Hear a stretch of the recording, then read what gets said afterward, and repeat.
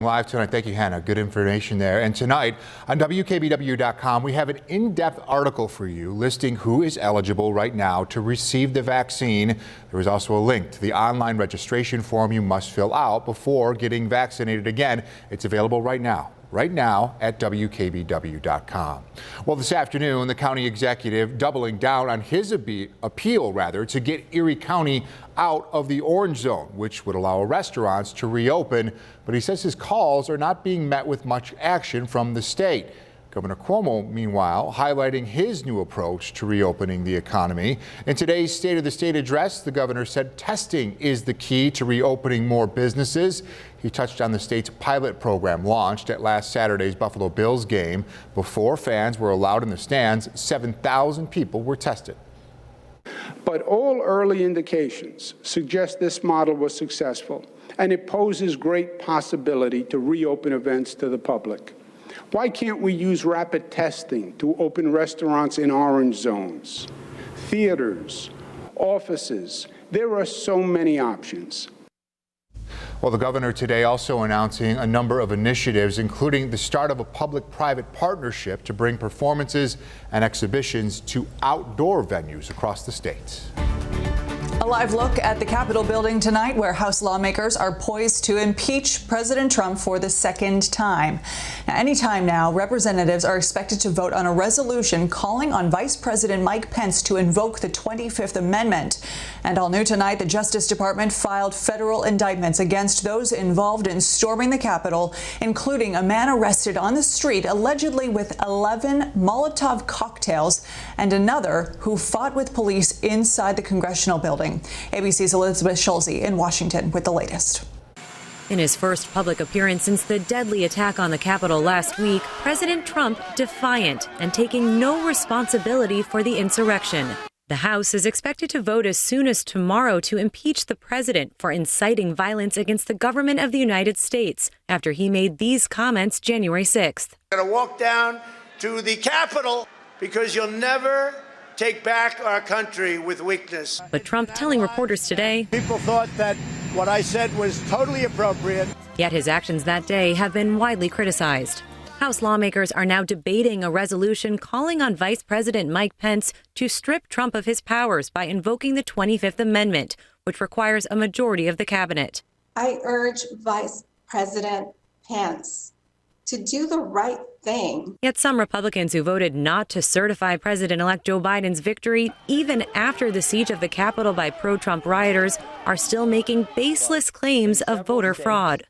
The rules were changed in unconstitutional fashion. The FBI is now raising the alarm about more threats, saying armed protests are being planned at all 50 state capitals leading up to Inauguration Day, January 20th. This as field agents comb through videos, images, and some 45,000 tips to try to track down thousands of the Capitol rioters. The Justice Department securing its first grand jury indictments today against two suspects. Lonnie Kaufman, accused of bringing 11 Molotov cocktails and multiple weapons to the Capitol, and Mark Leffingwell, accused of striking a law enforcement officer inside the Capitol. And now Congressman Tim Ryan revealing up to 15 law enforcement officers are under investigation for the response to the attack. The Capitol Police Department saying several officers are currently suspended. It was appalling to be side by side with the heroes that were doing everything right and then having others taking selfies with the domestic terrorists. Senate Minority Leader Chuck Schumer said that anyone who was part of the mob that stormed the Capitol should be placed on a TSA no-fly list. Elizabeth Schulze, ABC News, Washington. All right, switching gears, going to be a slick ride home tonight. We have a winter weather advisory now in effect. 7 First Alert meteorologist Autumn Lewandowski is tracking your forecast. Good evening, Autumn. Good evening, Jeff. And it is for a portion of Western New York. Those that still have a lake plume to deal with was in the form of some snow showers, still now in the form of freezing drizzle. That winter weather advisory extended through 1 a.m. for Niagara, Orleans County, also Northern Erie and Genesee County. Freezing rain, areas of drizzle, and even still some snow. We're looking at a few hundredths of an inch of ice will be possible. 30 degrees right now at the Buffalo Airport and right below the freezing mark from Middleport to Dunkirk and even across the southern tier. However, those areas not dealing with this freezing drizzle. again, continuing across Grand Island towards Lockport, Clarence as well, and into Orleans County. As you take a look at the roadways across the area, not so much in the form of snow from William out to the 290 right near Niagara Falls Boulevard, and even over to Pembroke and Depew exits, looking at it in the form of ice at this point. We're going to continue with some of that lake effect and even some areas of that freezing drizzle into the overnight, and what we'll find are temperatures right near freezing as well. We're going to look at our game day forecast straight ahead. All right, Autumn, thank you. Still to come here tonight, it is a Buffalo Strong surprise of a lifetime. All new at 5:30, we show you how the United Memorial Medical Center team is giving back to one of their own in a big, big way. Coming up in just a bit, a way for you to get up close and personal with some cold weather critters. I'm Mike Randall. We'll have that story coming up.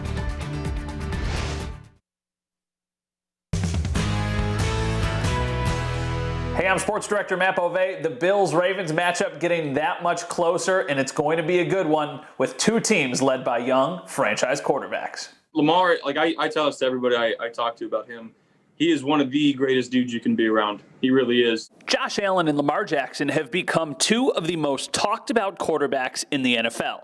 And on Saturday, they'll battle for a trip to the AFC Championship. It's hard to not root for him when you're playing against him, but, we're enemies on Saturday, and we both know that. Back in 2018 here in Western New York, we spent months talking about the highly touted college quarterback class. The Buffalo Bills select Josh Allen, quarterback, Wyoming. The Bills went with Allen. Baltimore chose Jackson. And now, 3 years later, the 24-year-old quarterbacks will square off in the biggest game of their NFL careers. First goal is to win this one, and if we don't, we're going home, and it's never a good feeling, especially losing at home. So, I think everybody in this locker room is completely focused on the task at hand right now. This won't be the first time these two have played against each other, with Jackson getting the win last year. But a lot has changed since then, and this time the stakes are raised. It's win or go home. It's playoff football. It's only getting tougher from here, and we've got a great opponent coming into Buffalo. Chance to again play in front of our fans. I love this game. I love playing this game, and the more opportunities I get to play this game is what I want to do. So while we don't know who will win Saturday, we do know both the Bills and the Ravens have found their franchise quarterbacks, and chances are this won't be the last time these two meet in the playoffs. Matt Bove, 7 Eyewitness News. No, I don't think it will be at all.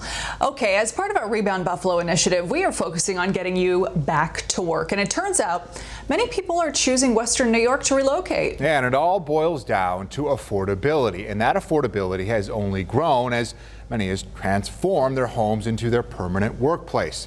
In fact, the folks at Be in Buffalo have noticed people from all over the country looking for work in cities like Buffalo, including a recent hire at M&T Bank, who felt that Buffalo made for the perfect place to start her career, given the growth in the area.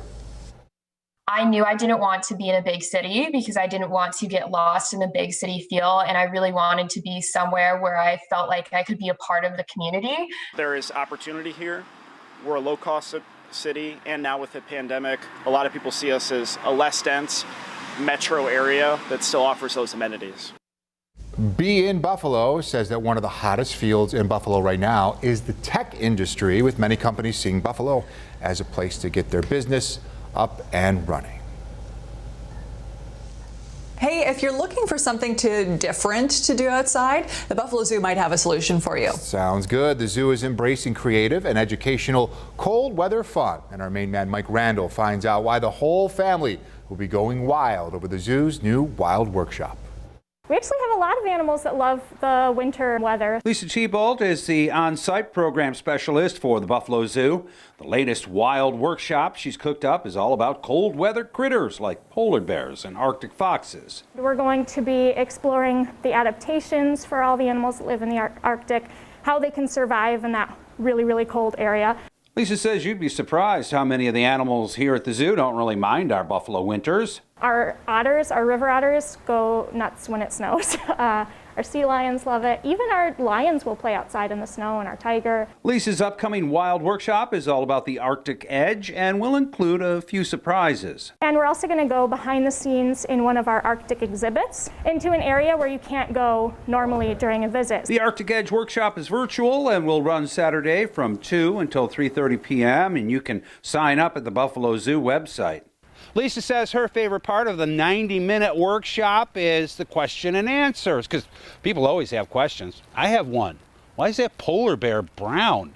Apparently, a lot of people ask that question. One question we get asked a lot about Sakari here specifically is, where's the polar bear? Because they think he is a grizzly bear because he's all brown. That's just because he loves rolling in the mud. He really loves to roll around and be really goofy.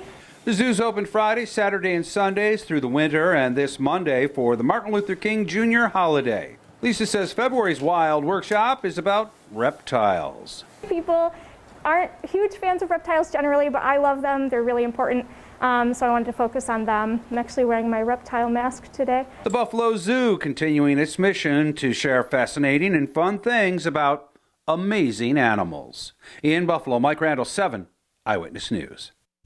All right, thank you, Mike. Pretty good day for cold weather critters, I would say. Not a great day if you're trying to get home from work tonight. The weather a little bit slippery out there. Autumn Lewandowski tracking your forecast. And it all depends on where you are, Jeff, because with the southwest winds, that entails us getting lake effect in whatever form type of precipitation comes in for Buffalo and areas to the north. And that's exactly what we're seeing this evening. Along with our temperatures just below freezing, take a look at them. We're at 30 degrees for Buffalo, 25 for Olean, 26 in Jamestown. Now, across the southern tier, not such a big deal. We have just even a few flakes coming down in the southern portion of Erie County, but the winter weather advisory is into effect now until 1 a.m. for some freezing rain or freezing drizzle, we'll say, with a couple hundredths of an inch of ice possible. So your untreated surfaces, walkways, driveways, parking lots, anything that hasn't had some salt thrown on it is going to be very slick this evening between Lockport and Clarence and just to the north of the 90 as well. Any of those treated roadways, not so much of a concern, but we are still going to continue some of that freezing drizzle along with the snowflakes this evening. Temperatures are going to stick in the upper 20s for tonight. Those snow showers even come to an end, and we'll show you how that takes place as we look at our hour-by-hour forecast. But the day tomorrow is going to be in the mid and upper 30s. I want to show you our southern tier forecast for tomorrow because we're going to get some bits and pieces that are a little bit milder as well, if you want to call it that, even near the 40-degree mark along the lakeshore between Dunkirk and Westfield, where inland areas and those that maybe will be skiing down the hills will be in the mid and upper 30s. As we look at this hour-by-hour forecast, we're going to find that lake effect band continuing near Buffalo and Clarence and areas just to the north through around 11 o'clock or so. That's why we still, or I should even say past midnight, that's why we have that winter weather advisory remaining in place. Otherwise, we're not dealing with snow across areas to the south or even freezing drizzle. That's why we don't have that winter weather advisory in place. Our Wednesday is relatively calm or quiet, but still with a bit of a breeze out there. And our next weather maker comes in across the southern tier early on Thursday with some snow showers. And it's not until Friday that we find a rain-snow mix coming in as temperatures wind up in the low 40s. We'll be breezy as we head into the weekend. And for our football Saturday, we're in the mid-30s there, although still looking like we'll be dealing with snow showers as temperatures tumble into the 20s by next week. You're watching 7 Eyewitness News at 5. We will be right back. Jeff, it is quite the time to be a fan of the lottery with 2 ways to win big. I think it's safe to say that 2 of the largest jackpots in years are now up for grabs. The Mega Millions jackpot for tonight's drawing, get this, is worth $615 million. Tomorrow's Powerball drawing, $550 million. Is that all? All that money has some people dreaming big dreams from coast to coast. I'll probably give half to charity. A lot of people are hurting these days, and I'll probably just take my family on a nice long vacation that we deserve one after this pandemic. Yeah, I'd say if I won $500 million, there's a lot of people that could use some help these days, and then I may buy a car. Good luck, everybody. Good luck. We'll see how it goes. All right, still ahead here at 5:30 tonight. more vaccine frustrations, why it could take months for you to get the vaccine, and why Erie County officials are keeping quiet about where you can get it. And still waiting for that stimulus check tonight, a closer look at the issues and how to make sure you get the money if you qualify. You're watching 7 Eyewitness News on this Tuesday. Tonight on 7 Eyewitness News at 5:30, as New York expands the number of people eligible for COVID vaccinations, we are answering some of your biggest concerns. Also tonight, remembering the life and times of a civil rights pioneer from here in Western New York. And giving the gift of warmth to those in need here in Western New York this winter. Now broadcasting and streaming live from 7 Broadcast Plaza. This is 7 Eyewitness News at 5:30. Good evening once again. I'm Keith Ranford. Our top story here at 5:30 tonight, the COVID-19 pandemic really is the highlight of day number 2 of Governor Cuomo's State of the State address given again today in Albany. Now, here's the latest from the governor. He has pledged to vaccinate millions of New Yorkers while trying to jumpstart the ailing economy as well. He says while the vaccine is the weapon that's going to win the war, it is COVID-19 testing that will help New York reopen smartly. We piloted our testing strategy at last Saturday's Buffalo Bills game, where 7,000 fans were tested by the New York State Department of Health. But all early indications suggest this model was successful, and it poses great possibility to reopen events to the public. The governor says he believes that rapid testing could eventually help restaurants and other small businesses reopen in orange zones. Cuomo says his main focus right now is trying to balance reopening the economy while trying to manage a global pandemic that has already claimed the lives of nearly 40,000 New Yorkers. Now, New York State is trying to expand its COVID vaccine rollout, but with a limited supply, more people are now eligible to become vaccinated, including those people who are at least 75 years or older, school teachers, child care providers, first responders, public transit workers, and more. And with the state making the COVID-19 vaccines available now to more people, many of you out there are reaching out to us with your questions. Where can we go to get a vaccine? What do we have to do? Do you have to register? How does all of that work? Well, 7 Eyewitness News is your vaccination station, and tonight our I-Team is getting you some valuable answers. Erie County Executive Mark Poloncarz says there is much more demand for a COVID-19 vaccine than what Erie County has to distribute. Now they're working to get more from New York State.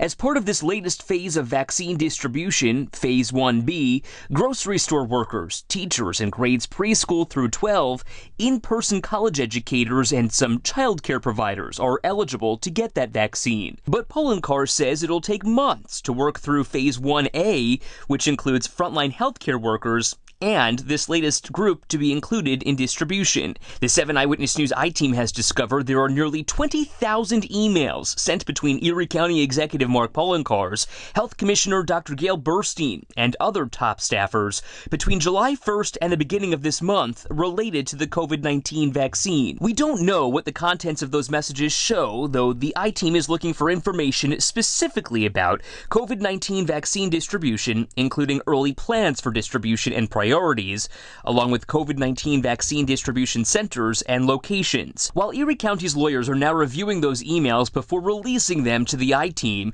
Erie County is refusing to release information about locations for vaccine distributions out of fear that, quote, publishing the location will attract people who are not yet eligible. Ed Ranch, 7 Eyewitness News. And remember, you can always find answers to most of your other questions about the vaccine eligibility by going to our website at WKBW.com. We also have the phone number for the state's vaccine hotline on there for you as well. Meantime, the Moderna vaccine now appears to give people at least 1 year's worth of protection from COVID-19. That's according to the company's chief medical officer today. Vaccines from Moderna and Pfizer were both granted emergency use authorization from the Food and Drug Administration a few weeks ago. Moderna will be testing to see if a third dose of the vaccine will result in longer protection. Other news now, some sad news from the world of politics tonight here locally. Joe Krangle, the longest-serving Erie County Democratic chairman in history, has died at the age of 88. According to the Buffalo News, he died in hospice care following a long illness. Krangle ran the Erie County Democratic Party from 1965 all the way through to 1988, and he served as an advisor to many powerhouse figures like Robert and Edward Kennedy and former New York Senator Daniel Patrick Moynihan. Also tonight, Western New York is mourning the loss of a big civil rights giant as well. It's a sad day here. Bishop William Henderson died yesterday. He was well known in Buffalo's Black Rock community, a longtime pastor of the historic Michigan Street Baptist Church. Tonight, 7 Eyewitness News reporter Alla Araby has more on his life and his legacy. He was more than just a minister. He was someone that knew people and loved everybody and anybody. And that was a big part of his personal life, was care and compassion. Bishop William Henderson, best known in Buffalo's Black community for being the longtime pastor of the historic Michigan Street Baptist Church, has passed away. His family shared the news Tuesday, calling him a man dedicated to God who began his ministry career when he was just 15. His youngest daughter, Rachel, says her father was a world traveler and a world-class storyteller who leaves behind an eternal legacy. He was a legend, to be quite honest. He was a historian for the past 50 years here at the church.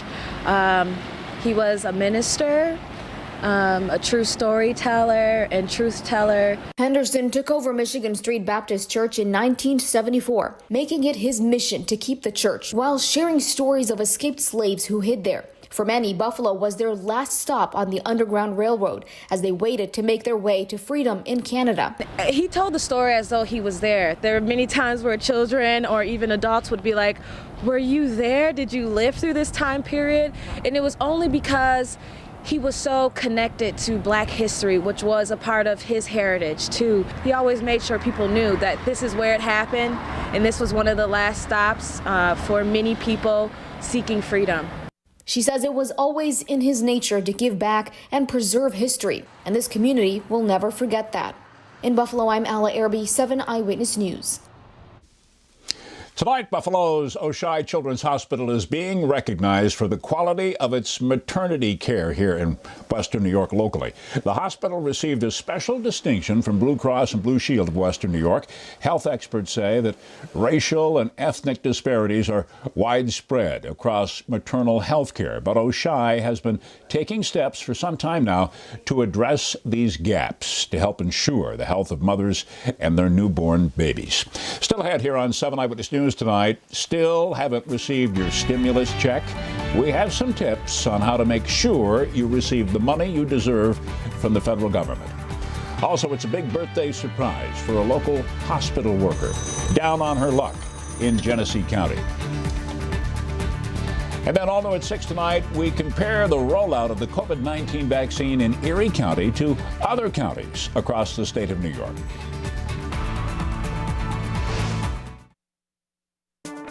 You're watching 7 Eyewitness News with Keith Radford and 7 First Alert meteorologist Autumn Lewandowski.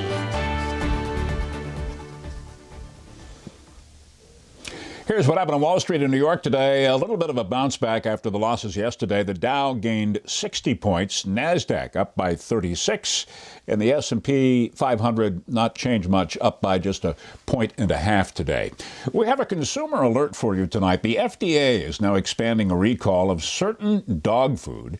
It's sold under the Sport Mix brand name. Authorities say it's because of high levels of an alpha toxin, which comes from a type of mold. It can be deadly, or at the very least, it can make your dog very ill. The impacted products have an expiration date on or before July 9 of 2022. There is news from the IRS tonight. It says it's having unexpected problems now getting out the latest stimulus checks to millions of people who are located all over the country, despite having months to get ready for this second round of payments.